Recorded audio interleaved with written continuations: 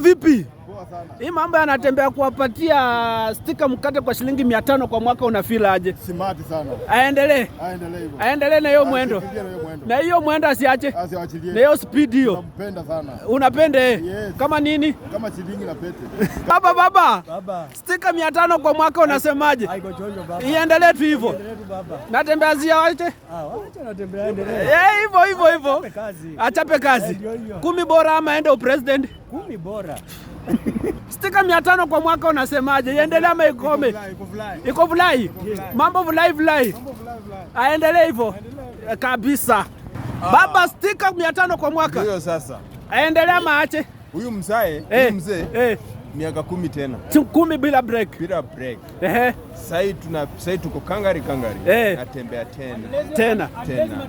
Baba wa chai. Stika 500 unasemaje kwa mwaka? Stika 500 kwa mwaka unasemaje? Amewasamea. Aendelee na hiyo roho.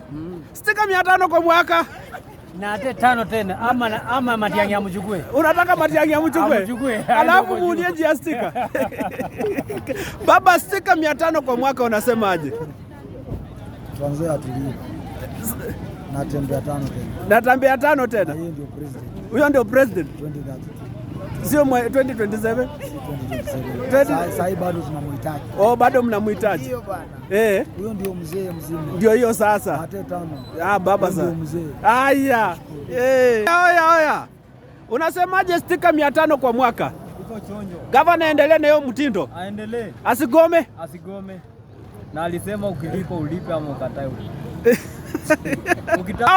Mbogi anate ya stika hii ya stika. Baba, stika 500 kwa mwaka unasemaje?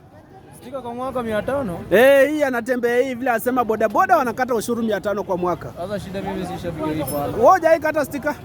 Shida mimi sishapiga hii pala.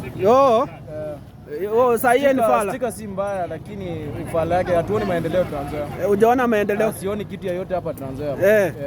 So uko nataka natembea afanye nini? Kitu yangu naweza sema hivi. Pande ya matibabu tuko chini.